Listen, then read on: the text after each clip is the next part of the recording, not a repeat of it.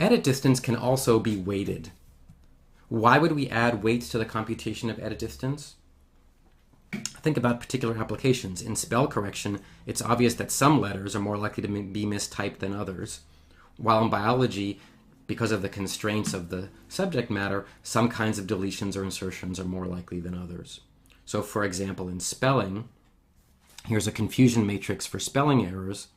So if you look at this confusion matrix, you can see that E is very likely to be confused with A, or O and E. So vowels tend to be confused, but it's very unlikely to confuse A and B. So A's are confused with E's and I's and O's and U's and so on. So they're the kind of spelling errors people make have systematicity to them. So not just confusing vowels with vowels, but also the fact of the keyboard means that you're likely to make errors either using the homologous finger on the other hand or using nearby keystrokes. So the constraints of the domain, in this case we're talking about spelling, or maybe we're talking about biology, are going to make some edits more likely than others.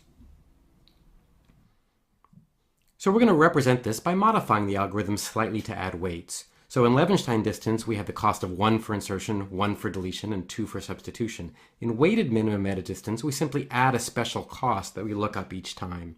So initialization, instead of just adding 1 for each deletion, we have the actual cost of each deletion, and we add up the deletions of each of the symbols that we delete. And instead of having just 1 for insertion, we have a cost for each insertion, and we add them all up.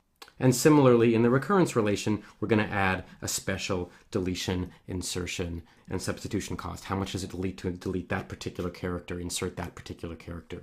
And then we'll end up with the same termination condition. So we'll just add separate little lookup tables that will tell us what the deletion, insertion, and substitution costs are for each symbol. By the way, where did the name dynamic programming come from?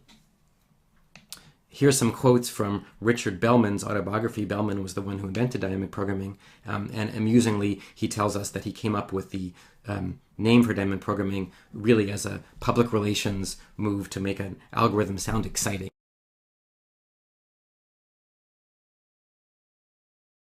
So this is maybe one of the first algorithms that was named in a branding way to make an algorithm sound exciting.